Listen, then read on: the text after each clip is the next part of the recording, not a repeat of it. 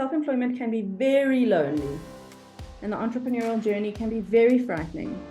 And the only way through it is community, which is extremely hard to find when you are working all the hours that they are and you don't actually know how to express the things that worry you.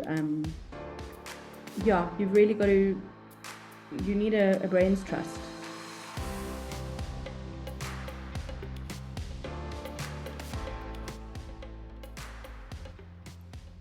Welcome to another edition of Expedition Business, where we talk to inspiring South African entrepreneurs about the highs and lows of their business journey and how on earth they manage to keep the flame of business adventure burning. Because facing your day with a smile is sometimes the toughest thing you have to do. My name is Christelle Rosley Venter, your host and the one in the pound seats today, because I have a privilege of talking to Tiffany Markman. But before I introduce Tiffany to you, I would like to remind you to subscribe, like, comment, and share this podcast with as many of your friends and family as possible. Without your help, we cannot continue to share the amazing stories of our South African entrepreneurs. Tiffany, welcome to Expedition Business. We are ecstatic to have you with us today. Thank you for having me. I'm looking forward to chatting to you. Tiffany, I just have to read your intro on your website to our listeners. I'm Tiffany Markman. I'm an expert in writing that tells, writing that sells, and writing that matters. Every day I try to be a better writer than I was the day before. Some even say I'm the best copywriter in the world. Truthfully, if you go by award wins in 2020, 2021, 2022, and 2023, I could be the best copywriter in Southern Africa. Please just elaborate on all the awards that you've won and what it means to you. Look, awards are amazing, but they're much more amazing for marketing purposes than anything else, because as with anything in life, awards are relative. I have had the privilege and honor of winning a couple of industry awards, copywriting awards, over the last few years. But because I'm a corporate and commercial writer, predominantly, I'm not a candidate for the Loeries or the Cannes Lions or any of the sexy awards. And so the awards that I win tend to be quite low key and not very well known and very, very specialized. So the most recent one was last year's one, where I won Best Copywriter in Africa, but in the corporate and commercial space. So that is a very, very, very small pond. And I'm proud to be a very big fish in that very small pond. But let's not think for one moment that it's the Pulitzer Prize, because of course it isn't. And the real benefit of those kinds of awards is credibility building and marketing purposes. You know, I mean, they're one or two people who have actually heard of these organizations, but by and large, it's just very nice to put on a website to be able to say that you've been recognized by your peers for anything.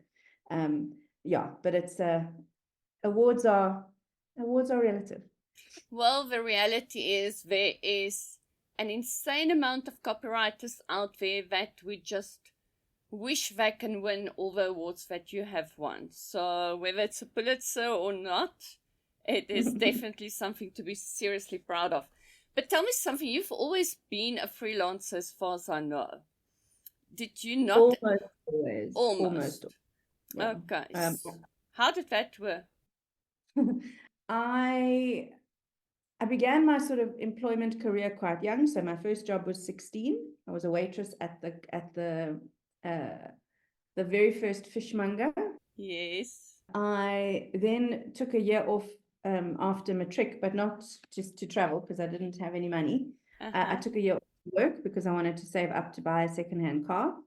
And so then I had a job, a real job, a 9-to-5 for a year. Then I went to university for 4 years and I worked throughout, but not in traditional employment. I was a a tutor. So I taught English, Afrikaans, Hebrew, French, and other extra lessons. And then I got a real job in publishing. After my honors degree, I was in publishing for 2 or 3 years, and then I became a freelancer. So I've been a freelancer for 20 years, but I have had, traditional jobs in the past when I was young, when I was and still flexible. So what made you going for freelance work as opposed to a full-time job? I never intended to be self-employed. It was never something I wanted. It was never something that was on the cards for me. In fact, when I left my job in publishing in 2005, I went to see a business coach. And business coaches weren't really a thing back then. This is 19 years ago. And I remember the business coach charged me 500 Rand for the hour consultation, which was a fortune in 2005. And she said to me, you with your personality and your skill set, you should go on your own. And I said to her, I'm 25. Well, I was 24. I can't go on my own. I don't know anything.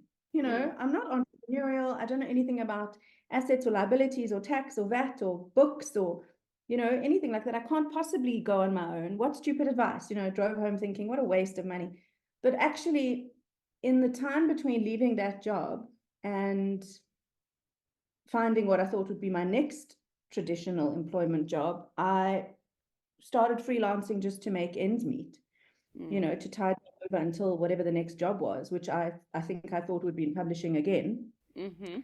And it just so happened that the market was ready for freelance copy and freelance editing, which I did a lot in those days. And within 3 months, I had stopped going for interviews. Within 6 months, I had doubled my salary. And that was almost 20 years ago. So It happened by accident. And if I had known what I was doing, I wouldn't have done it. It only happened because I didn't realize that's what I was doing at the time. Why would you not have done it? I wouldn't have been brave enough to go on my own at 24. It never occurred to me. Self-employment wasn't something that I thought was real. My understanding of the world was you got your degree or your qualification or your diploma or your certificate and you got a job and this was 20 years ago, you work your way up and eventually you get promoted and then you get promoted again and maybe you stay in that job or you move to another job. But my understanding of myself was always that I would be an employee, be a manager one day, but certainly a salary, an office, KPIs. That's how I understood myself. And I think if I'd realized that what I was doing was actually building a very, very small business, I don't think I would have done it. Okay. But knowing what you know now about yourself and how amazing you are and all the entrepreneurial skills that comes with it, would you not make the same choice? I wouldn't change a single thing.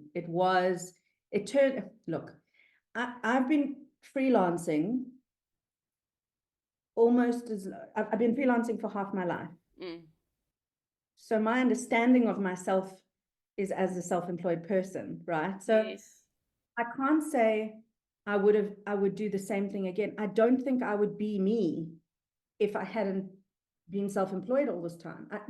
Being self-employed and having autonomy and being independent and being the boss is so much an intrinsic part of my personality and my brain that I wouldn't be myself if not for 20 years of self-employment. And in 10 years, when I've done it for 30, and in 40 years, when I've done it, it's more, self-employment is so much more me than anything else. But I think that's because I've evolved into it, not because I was always meant to be employed. Sorry, have you ever gone back to the business coach and say thank you? I would love to. I would really love to. I've racked my brains over the years to try and remember her name. So if you are listening to this, and if you were a business coach in 2005, and a young girl of 24 came to see you in her white Uno, her third-hand Uno that didn't go into second gear, and had a fluffy Winnie the Pooh hanging from the back window, and a Winnie the Pooh cushion in front because her legs were too short to reach the pedals. If you remember that girl who had giant hair, I still have giant hair, but now it's gray, so it was brown back then. And if you remember her, then you may be the female sort of mid-30s coach that I went to see that day. And please look me up because I have some big thanking to do. Wow. I have goosebumps. Tiffany, just quickly, why copywriting? Again, accidental. Copywriting 20 years ago was a thing that only happened inside ad agencies. The only people who knew what copywriting was were agency people. And so the idea that I could go freelance as a copywriter was not really being done. If you were a copywriter, you were a junior and you were employed by an agency and you were managed by a creative director and you worked on a team with designers and whoever, you certainly were not self-employed. Again, I didn't know the rules because I didn't know what I was doing. But because I'd spent 2.5 years in book publishing, the only thing I really knew how to do well was write and edit and commission work. And so that's what I started doing, just because that's what I knew I could do until I found a job. A real job. A real job. Over the years, what happened was the editing side of things became less of a focal point for me, and the writing side became more of a focal point for me, to the extent that I now do no editing at all. I mean, I'll edit as part of a bigger project, but I don't offer editing services. So I won't like edit a manuscript or edit an annual report or edit a book or anything. And also what happened was, because I was a soloist, the work that I kept getting wasn't agency kind of work. It wasn't fast moving consumer goods. It wasn't FMCGs and retail and stuff like that. It was corporate and commercial work. So financial, medical schemes, insurance, law, engineering, construction, about which I knew absolutely nothing. But I was young and I was a very, very quick learner. And the market was quite generous with young, new people in those days. So they gave me chances that I probably wouldn't give to a 24-year-old. And so there was a lot of corporate and commercial work that needed to be done that wasn't being done by agencies. And so for some reason, I just found myself in that area. And that's where I've remained. And I've now become quite knowledgeable on, economics and finance and the markets and healthcare and insurance and wealth management and things that, never occurred to me would be a field that I would work in. But that is where the bulk of my work comes from. And I'm almost exclusively B2B now. So I only work for companies. I very seldom will work for or write for consumers or individuals. Just quickly, speaking of ad agencies, don't you think one of the reasons why they come to you is because ad agencies are just completely overpriced? Maybe now, but they weren't always. But remember that in a traditional agency model, it simply doesn't make sense to have a corporate writer on staff. It makes sense to have a whole lot of juniors who are generalists on staff. So the reason that the client will come to me is not because they can't afford the agency. It's because the agency doesn't have a heavyweight writer who writes about the things I write about.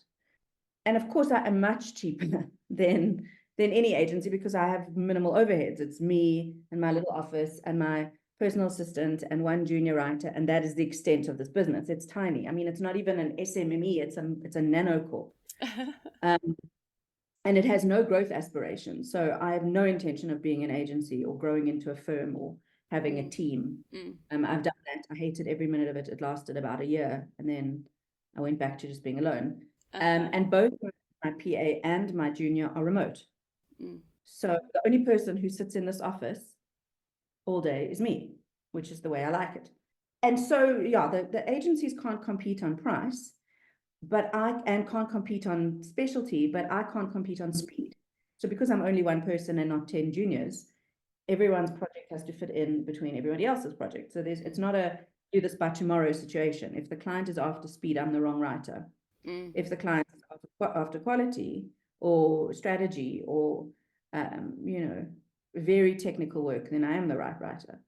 And that's fine. There's enough work out there, for lots of us.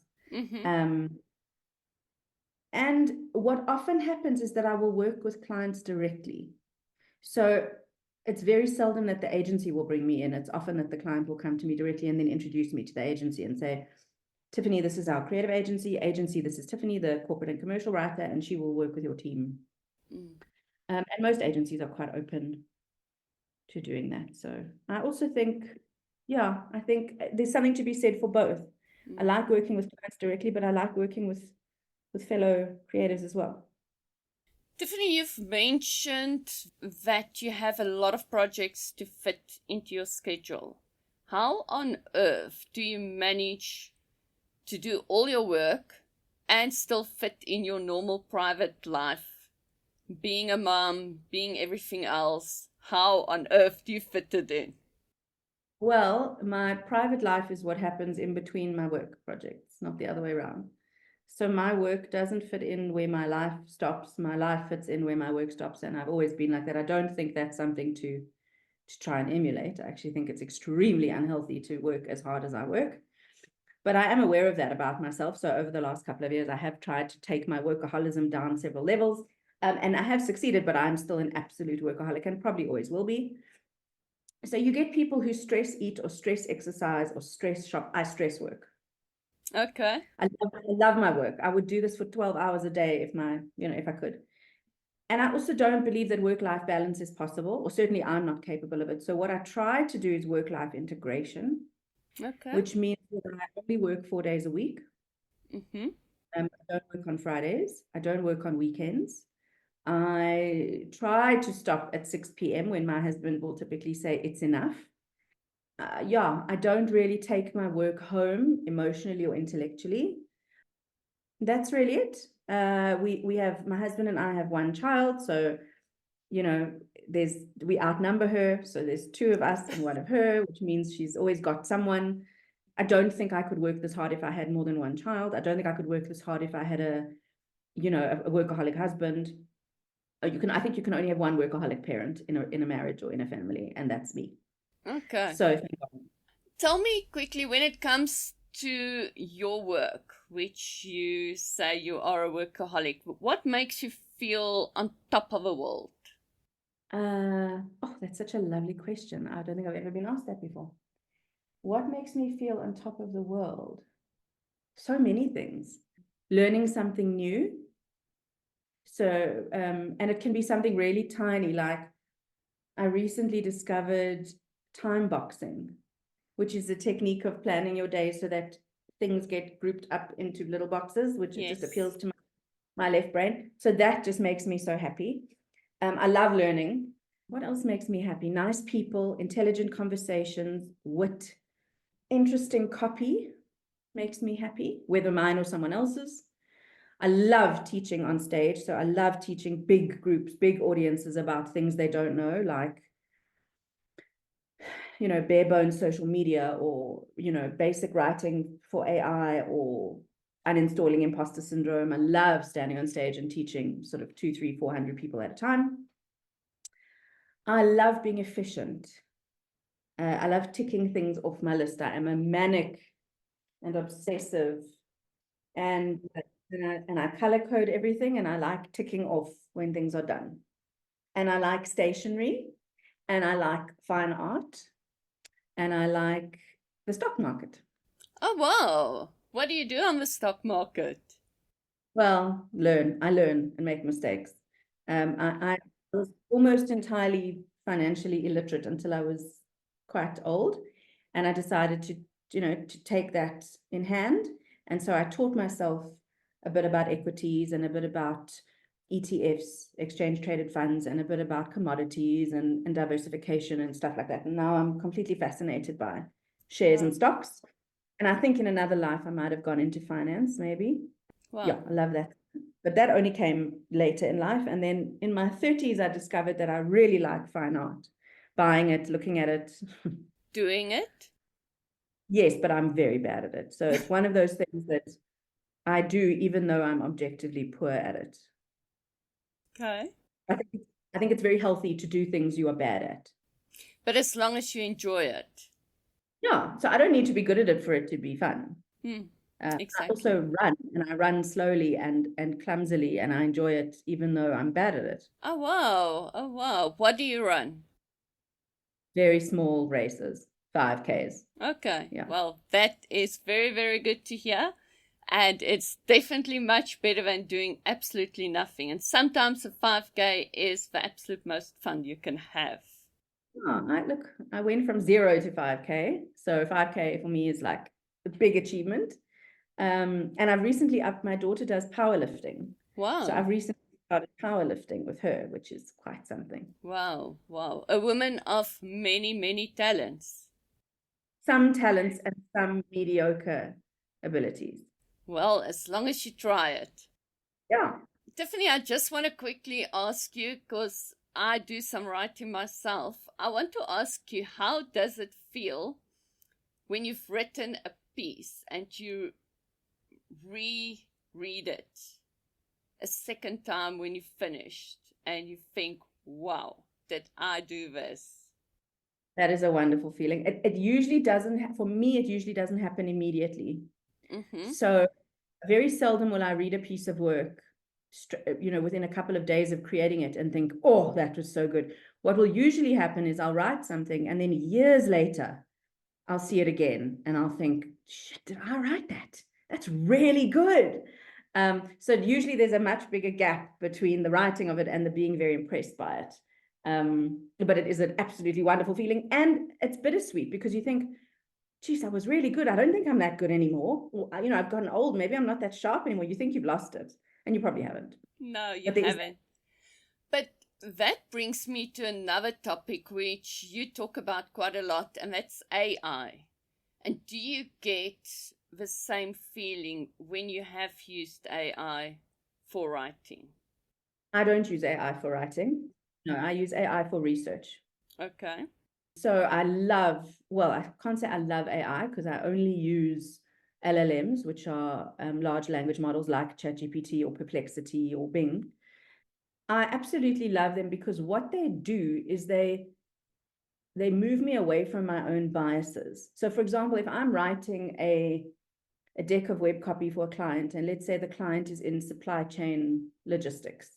The client has briefed me, I've asked my questions, I've spoken to the development team, so I have a sitemap. So I know what the sections are that should go in for this client, and also I know what best practice looks like, both for Google and for the industry. So, I've got a rough sense of what's going on, but there is the risk then that I'm operating off the back of my own assumptions, because what if there's something I would never think of? Mm. And the best way to find that out is to ask a large language model, Mm-hmm. and to say to ChatGPT or whoever, I'm a copywriter writing website copy for this client in supply chain logistics. Their audience is Australian yogurt manufacturers. Here is the list of sections that I'm intending to include in this website. What have I missed? And then it will make suggestions, some of which will be objectively terrible, and maybe one or two little golden nuggets in there. So I will often use AI for that. I will often ask my assistant to use AI. So I will send her off to one of them and say, I'm going to be working with this brand on their brand voice process on Monday. Can you please ask an AI platform to write up a little summary of the personality that comes through in their web copy, their Facebook profile, their LinkedIn, and their Instagram. And then my assistant will do that and send me the document, and then I will have the bare bones of an idea of what that brand's vibe is currently like, so that I can work with them organically to change it. So as a research tool, it's wonderful. You can't really trust anything it says, though. So, you can't sell the output of an LLM to a client because it isn't yours and it's not original. But if you are comfortable taking everything it says or suggests with a pinch of salt, then I think there's huge value to be gained from AI. But again, I don't use it for writing, and I think that I and most other writers would find it very hard to be blown away by what we would produce if we were relying on AI. AI is amazing and fast and quick and cool and whatever, but it's not nuanced, and it's not unexpected, and it's not flawed or vulnerable, or any of the things that copy and content and comms need to be today. But the reality is there are people out there that use AI for writing. Yes, but those are not writers. Uh-huh. But I think they are. Do they? I don't know if they really think they are. I think that they might market themselves as writers. There might be a gap in the market that they can currently exploit. But do those people really believe deep down that they are copywriters? Or I doubt that very much. There's a world of difference between a content creator and a copywriter. It's two very different brains. It's two very different outputs. I would be very suspicious of any person relying on AI to generate copy, content, or comms and calling themselves a copywriter. It's like having a premium Canva account and calling yourself a graphic designer. It's just nonsense. I like that thought. But Tiffany, when I hear you speak, it sounds like you've got no worries. You're always on a high. You never have challenges. Or have I missed anything? No human being on earth is always on a high and never has challenges. And and you also have the unique perspective of catching me in a 90-minute window where I was prepared to talk to you and in the right, so if you wake me up at 5 a.m. and ask me these questions, you'll get very different answers. But no human being is free of challenges. No human being has not gone through fire at one time or another. No human being has marched out of a pandemic or a global financial crisis or load shedding or a dubious global political climate unscathed. That's just not, that's not a human, that's a robot. Mm. And everyone that I know has had hard times or is having hard times. Certainly at my age now, the early 40s, we are very much the sandwich generation. So between our teenage children and our ailing and elderly parents, and people have a lot, people have a lot going on. I like to think that most of my traumas hit me early, and I now have the rest of my adult life to work through them in therapy. But I was very, very young when all my bad things happened, and so I've had many, many years to work on them. And you have you already worked when all the bad things happened, or was it before? I was 10 I was 6 when my father passed away, and 10 by the time my grandfather had passed away. And we were very financially challenged for my whole life until I was about 18 and started earning money. So things were complicated when I was from 6 to about 16. Mm-hmm.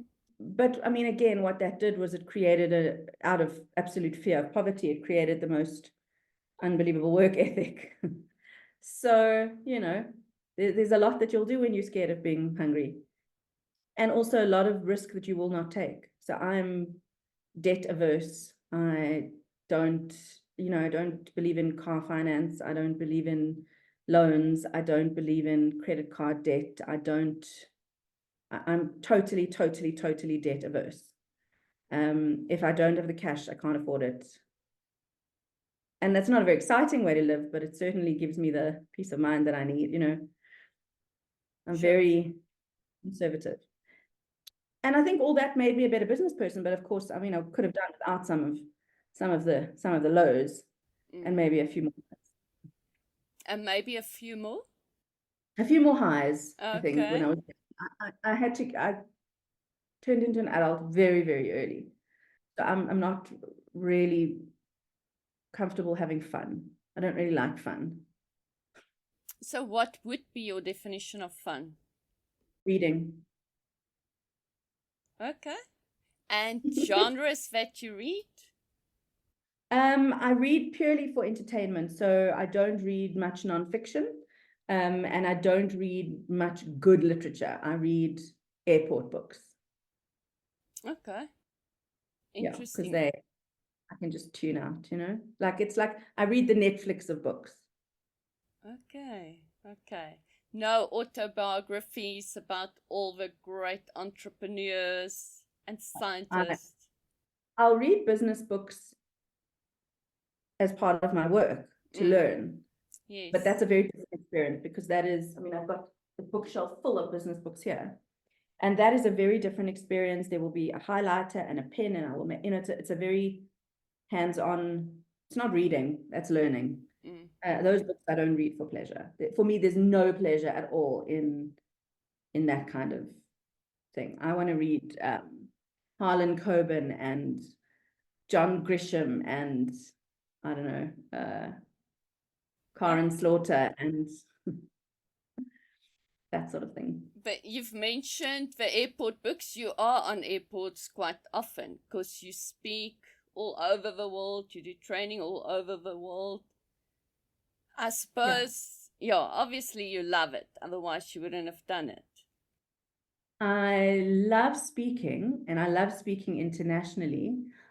For someone who's quite adventure averse, I am getting my head around international travel. I did quite a bit of it before the pandemic, and then none during the pandemic, and now a lot of international speaking, and a lot of South Africa, around South Africa and Africa. Yeah, speaking to international audiences is absolutely wonderful. I do miss my family when I travel, but I suppose there's got to be a downside. And I like art a lot, a lot. So any excuse to go and visit art galleries in other countries, that's almost entirely what I do when I travel for work. So I was in New York the year before last and Washington, and about 90% of my free time was spent in art galleries. I was in the UK last year, Manchester and London. 90% of my free time was spent either in art galleries or at the theatre. I was in India now in February, and I hunted down every art gallery I could find in Delhi. Yeah, so I will usually go in search of fine art. And do you ever journal what you see, make notes, take a lot of photos? I do take a lot of photos of art and of artsy things. So often I'll take photos of street art Mm-hmm. and things that I see while I'm traveling. Yeah, so that's my Instagram is a great source for all of that. I don't journal. I don't write much unless it's for money. Okay. That I don't is journal like for my own edification. I write because a client wants something. okay. And writing your own book about all your experiences, your life. I don't have a book in me, I don't think. I wrote 5 nonfiction books when I was quite young, before I was 25, but they were commissioned by the Department of Education at the time. So I wrote books about leaving school and the importance of voting and social welfare services and emotional intelligence and career development. So those were the 5 little titles that I wrote when I was young. Those were obviously nonfiction. Do I have another book in me? Certainly not a novel. Like I will never write fiction. Mm-hmm. There are enough really good writers out there. You don't need me to write fiction. And nonfiction, I don't know. I guess I'm one of the only speakers in the world who doesn't want to publish a book. And I don't feel like the world has to hear 30,000 words of my stuff. Like if they want to hear my stuff, they can come watch. That is very, very good to hear.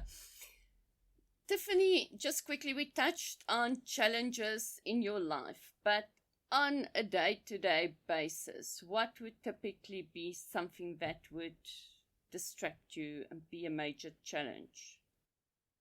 I think this is true of any mom or any parent. You can only be as happy as your least happy child. So if my daughter is having a bad day, I can't think straight.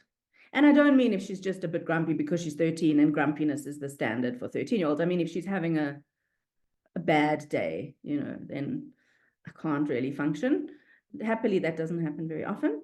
And if one of our parents is ill, one of my husband's 2 parents, or if my mom isn't well, yeah, then that'll throw me off totally. But aside from that, it's only the big things that really upset me. It's ill health in our parents, or my daughter being unhappy. There's not a lot that I can't withstand beyond that. Little things are irritating, but yeah, things are things. And I suppose you never get writer's block.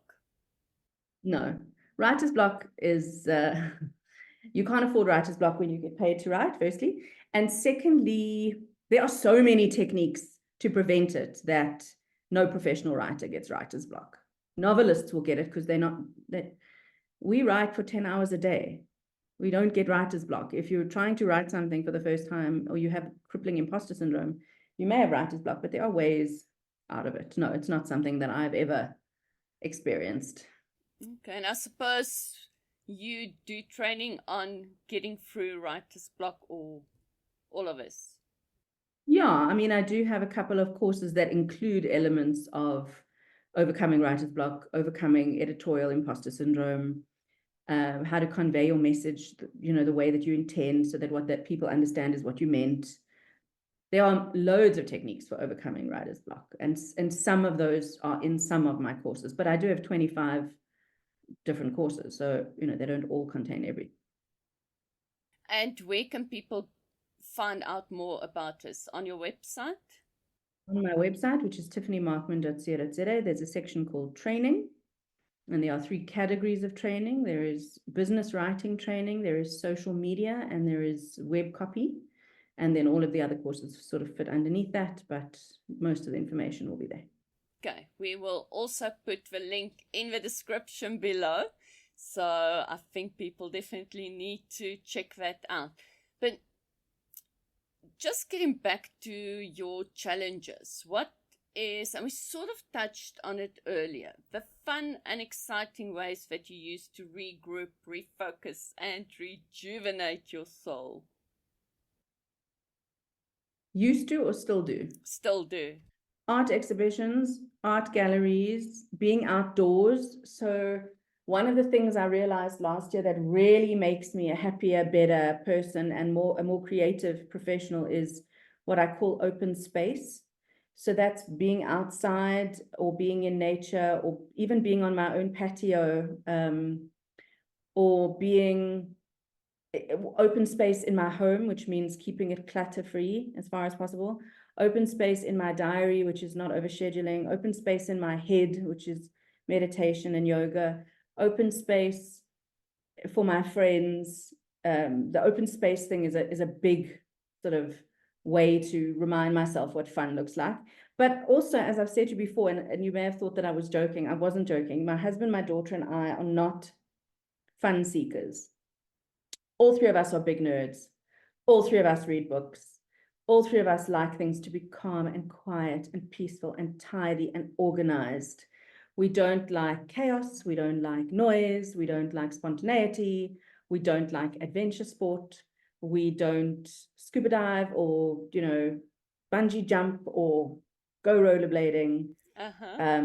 We like to read, and we like to think, and we like to talk, and we like to watch brilliant television, and we like to hike, and we're not fun loving. But hiking is quite adventurous. No, not the way we do it. We do it slowly and cautiously.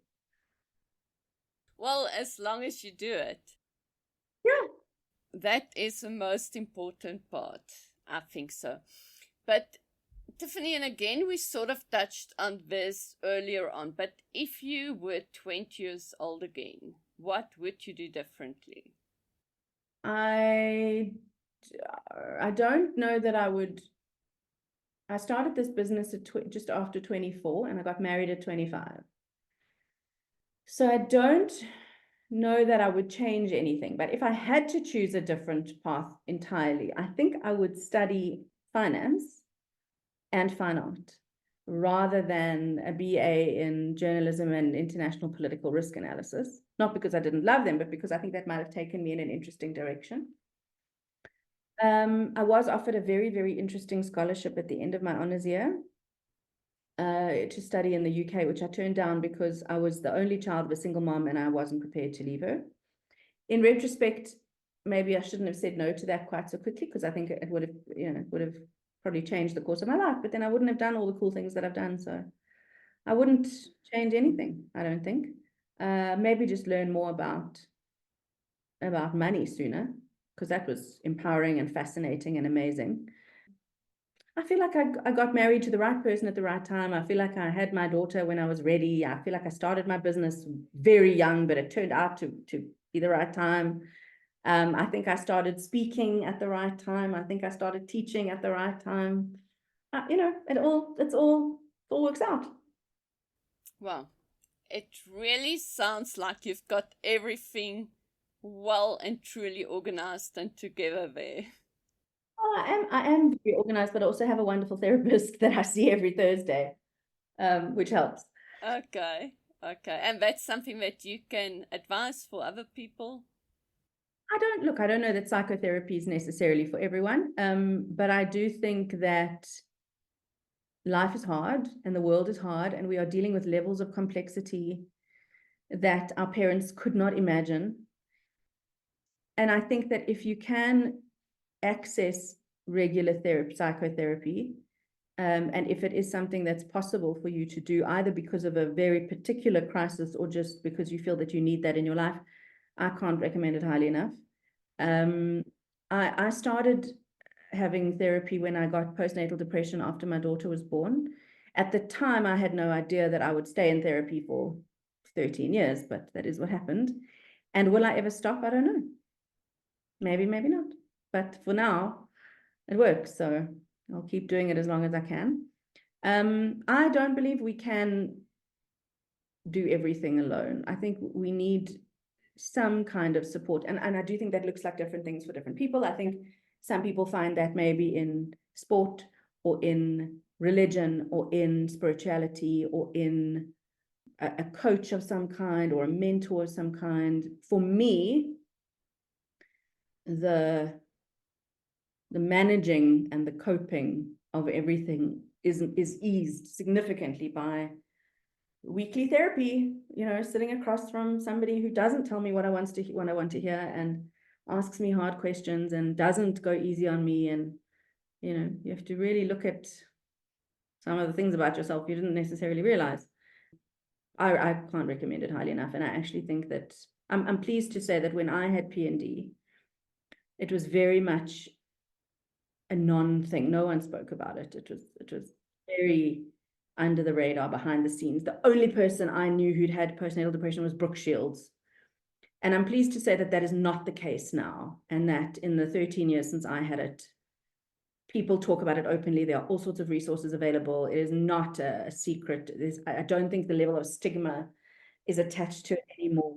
But goodness, I remember feeling like I was the only person on earth who had ever had postnatal depression. And now every second person I speak to has had a bit of it at some point or another. And I promised myself at the time that when and if I survived it, which happily I did, that I would never not talk about it. And that I would never be shy to say that I'd had it, and that I would never not talk to people, strangers, about it. So it's just something that I...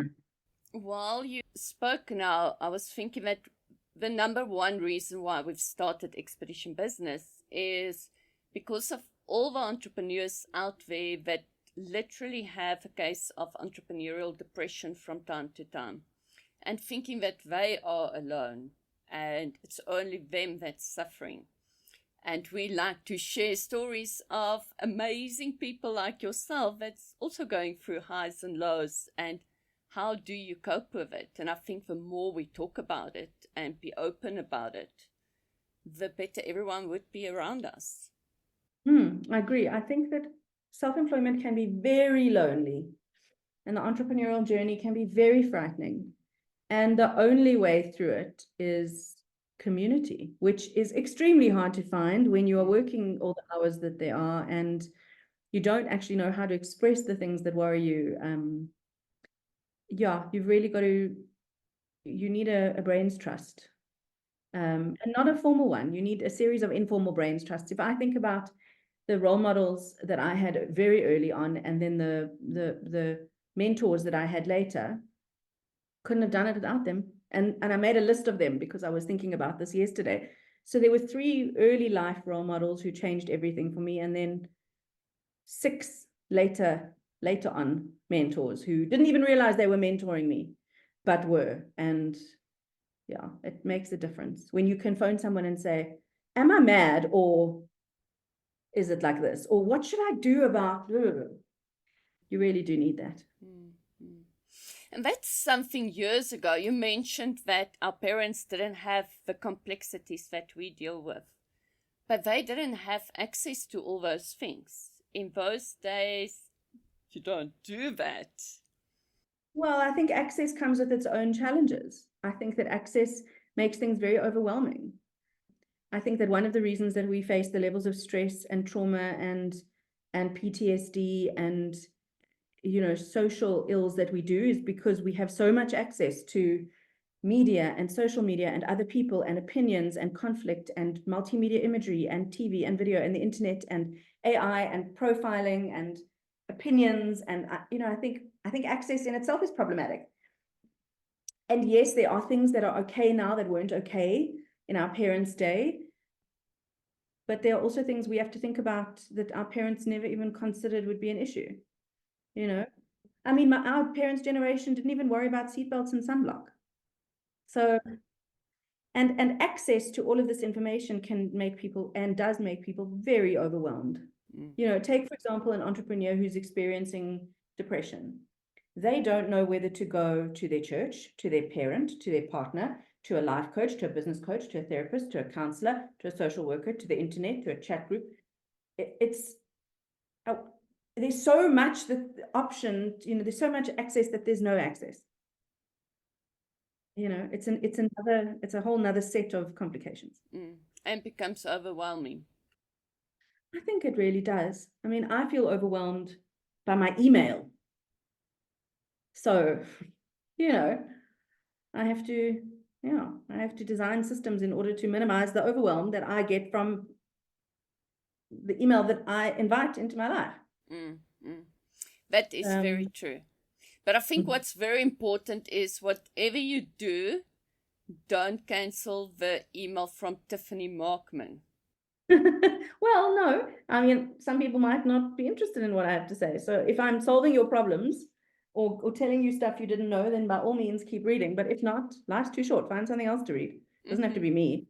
Don't read me if I'm not adding value. That would be terrible. That's like your life that you're selling to me for what? Go find someone who's valuable. Well, I find you valuable and I love everything that you write. So thank you. Tiffany, just quickly, you mentioned earlier you had an opportunity to go and for a project in the UK, if I have it correctly. Last year was the UK, the year before was the US, and this year was India. But when you were like just finished with your honors degree.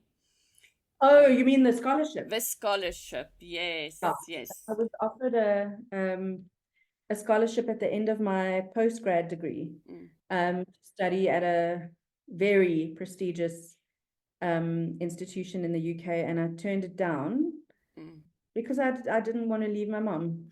Oh, that is so sweet. But the question that I want to get to is, things could have been completely different if you went for that scholarship. But what is your opinion about South Africa and living and working in South Africa at this point in time? Well, I'm still here and I have no intention of going anywhere. I've lived here my whole life. My husband and I are in it for the long haul. We have no secret plans to extricate ourselves. We have no, this is it. I think in this country, you have to be resilient and you have to be robust and you have to make your own luck, because the government's not going to help you one little bit. In fact, if anything, you'll get the rug pulled out from under you more often than not. So you have to be self-led and self-driven. Having said that, I think that South Africans are some of the hardest working, nicest, kindest, most generous, most authentic, most interesting, funniest people on earth. I could think of nowhere I would rather live. I don't think the grass is really greener anywhere else. And I would just like to, I think that this country has a very problematic history, but has the potential to be paradise if we are led properly by the right people who have the right priorities, with the right systems in place. Honestly, I would absolutely love to die here. Oh, wow. With all the issues, this is the devil that I know, and this is the devil that I prefer. And I think we have all the raw material and all the ingredients of a spectacular country. We just are badly led by individuals who would eat their own young if there was something in it for them. And the answer, of course, is mobilizing those who don't vote and the young people to understand that those in power are those we put in power. And if we are unhappy with the leaders, then we need to change that. And actually, I've been dreaming about volunteering for the IEC for so many years as an independent electoral whatever, the person who shows you where. Yes. And I've decided that this is the year that I'm actually doing it. But I would love to die here. Fantastic. Just a quick question. Have you ever thought Shivet, I wish I could rewrite your speech for you when you hear our politicians speaking. I try not to listen to them speak because within the first 30 seconds, I can tell that they're usually talking nonsense. I don't listen to our politicians when they speak. I'm sorry to tell you. And also, I mean, one or two of, there are a couple of presidential speechwriters who are exceptional. President Ramaphosa has the most magnificent writer on his staff, a woman that I worked closely with many, many years ago. A couple of my lecturers when I was at university subsequently became speechwriters in the president's office. So those are the days of Mbeki. So, I mean, there are some skills in there. I don't think the problem is the how. I think the problem is the what. I do often hear speeches that I think, oh, I'd really like to change that introduction, or why didn't you weave your narrative all the way through to the end? But most often, if I'm listening to a speech, I'm listening for the content, not so much for the structure, unless I'm being asked to audit it, in which case that's a very different. It's people often say to me, they didn't want to email me because they're scared they're going to make a mistake in the email. I'm not looking for mistakes in your email. I'm not getting paid to edit your email. I'm not looking for errors. Like if my job is to look for errors, I will look for them. But if not, don't worry about it. Okay. Well, luckily there's a thing like Grammarly that sort of helps a bit. I think you should use whatever tools give you confidence, but it's important to still sound like yourself. Absolutely. You've mentioned earlier you like hiking. So if you put on your hiking shoes and you could climb a metaphorical mountain, what would be the summits that you still want to reach within the next 3 to 5 years? So this question is a tricky one for me because I don't like to think in terms of 3 to 5 year goals. I like to think in terms of 6 to 12 months. Okay. And whenever I've been asked this question in the past, and I do get asked this question a lot, my answer has always been more of the same. But in 2024, with AI having changed a lot of things, with the pandemic having changed the way the world works, with global conflicts and water issues and power issues, the world has changed. So I don't think that answer actually works. I don't think the more of the same answer actually works. I think 3 to 5 years, what success or what the pinnacle would look like for me would be having evolved sufficiently to remain relevant. I don't know what the specifics of that are in a 3 to 5 year window, but I do know what the specifics of that are in a 6 to 12 month window. So it would be to remain relevant. It would be to still have people wanting my insight and my output and my work. It would be a happy teenager. It would be a happy marriage. My husband will tell you that we have one of the world's great loves. So we've been married 17 years. I would like to have one of the world's great loves in 20 years. My goals are very small. In 6 months, I would want to be deadlifting more weight. I'd want to be bench pressing more weight. I'd want to be running faster. I'd want to be meditating more. I'd want to be drinking more water and swearing less. No, that's very unlikely. And I don't know, having more pedicures. I don't really think like that. Okay. I can tell you that I'm obsessed with South African bats. And so whatever would be inside that mountain, I would hope that it would be African microbats in bulk. Because that's what I hike. I hike to see bats. I don't think I've ever heard anyone being obsessed with bats. I am a volunteer bat rehabilitator. And how does that work? I have been trained to rescue, rehabilitate, treat, flight train, wean, and release orphaned, injured, and ill African bats. And I suppose the reason why the organization is there is because they're endangered, I assume? Bats are not endangered. I mean, humans are very dangerous for bats, but bats are not endangered. Bats are an absolutely critical element of the global ecosystem. So without bats, we all die of malaria. Without bats, forests and jungles don't get pollinated. Without bats, there is insufficient nitrogen in horticulture. Without bats, medicine doesn't have sufficient anticoagulants to stop, to cause clotting. I could go on for hours. Without bats, there's no tequila because they are the sole pollinators of the agave plant. There are all sorts of reasons. They are not endangered, but they are misunderstood. The biggest single predator is the human, followed by the cat.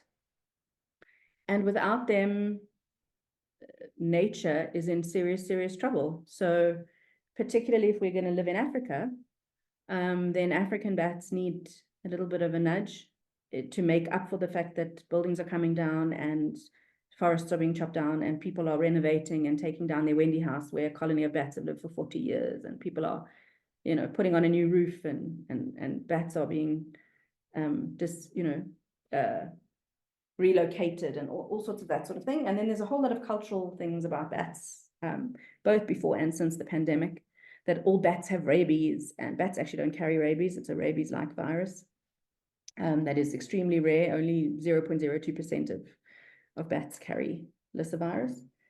Yeah, they need a little bit of help, and there are lots of people who are doing dogs and cats, but very few of us who are not afraid of bats, and who will work to splint a broken wing, and who will wean a bat off milk onto solids, and who will teach a baby bat how to fly, and who will weigh it and see that it's, that it's growing, and who will check its teeth. And oh my goodness. Wow, I am learning a lot here. This is absolutely, absolutely amazing stuff. Have you ever, you haven't, I assume, considered writing a book on bats?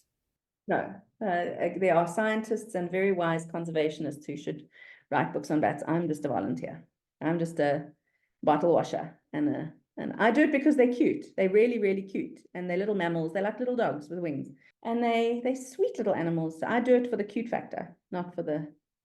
I don't. There's not a lot. It would be a very short book, which would be. They are cute. The end. Okay. I think we must put that in our notes. Tiffany, just quickly, if you could recommend a book to our entrepreneurs, would there be anything that stand out? Oh, so many, but I think for business people, I've learned a lot from this, which is the Self-Reliant Entrepreneur by John Jansch. And I don't actually have a copy of it here, but there's a book it's called Crack the Client Code. And I think the author is Mike Derwent, the former CEO of FreshBooks. Yes. And that was this book. And then, of course, it wouldn't be me if I didn't recommend How to Manage Your Money Like an Effing Grown-Up, which is by Sam Beck-Bessinger, which is probably the book that has most changed my life. Oh, wow. And how long ago did you read that? How to Manage Your Money, I read in 2018 for the first time, and I've probably read it once a year since. I've probably read it 5 or 6 times. It changed how I understand money and my relationship with money. And yeah, it's just, if you grew up feeling like you didn't have your dad to tell you what to invest in, and you didn't have a grandfather to leave you money in his will, and you didn't have a circle of uncles around you to advise you on business, and if you really grew up feeling like no one was telling you the stuff you needed to know about saving and investing and security and retirement, if you feel like you really never got that ever from school or from the people around you, you got to go get that book. I will probably continue to read it once a year forever. It changed my whole life. Well, I will definitely go and get that copy very, very quickly. If you have teenagers, there's a version of it called How to Manage Your Money Like a Grown-Up, which is the same philosophy but without the swearing. And so it's a very good book for young people. I actually gave a copy to my husband's 2 godsons who went and opened easy equities accounts and are investing in ETFs. I mean, they're 16 and 18. It's amazing. If I had known then what I know now, I'd be rich and traveling the world looking at art galleries. But I think that's also something different about our youngsters. They grow up much, much different.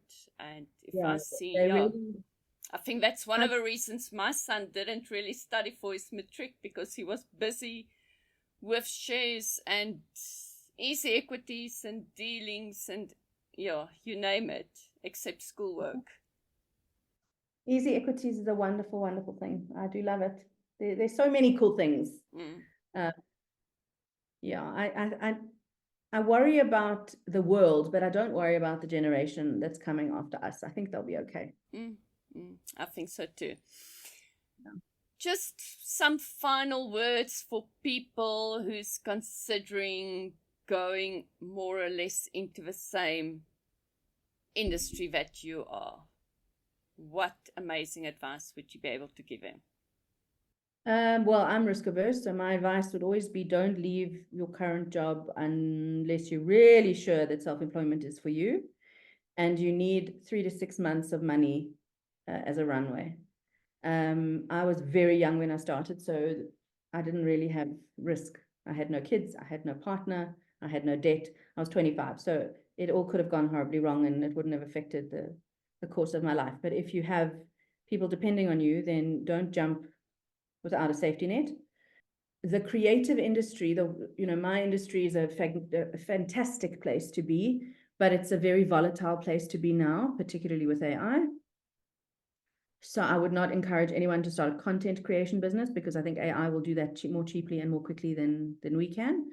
I think that as long as you have soft skills, human skills, then you become indispensable. And so if you are going to go on your own, make damn sure that what you're planning to offer the market is future-proof, or at least as close to future-proof as you can get it.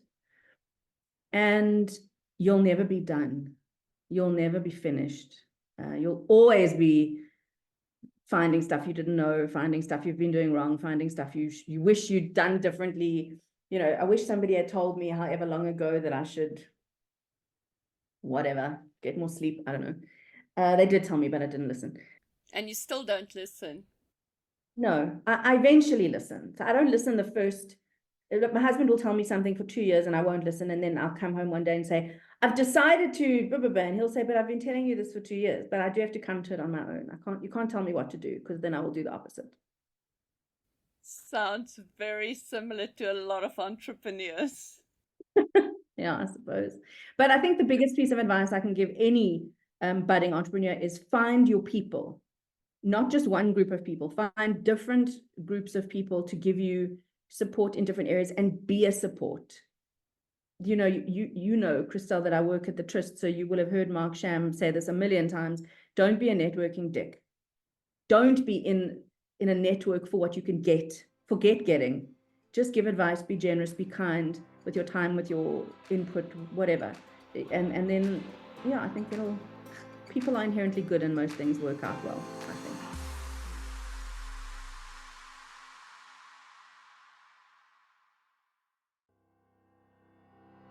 Thank you for listening to another episode of Expedition Business, where we share the highs and lows of our amazing entrepreneurs. Check out the notes and links and everything else you want to know about this episode in the show notes below. And yes, don't forget to like, share, and comment. We need your support to make a difference to our entrepreneurs. This episode was sponsored by AdShine. Check out how they will add shine to your team's brand at www.adshine.africa.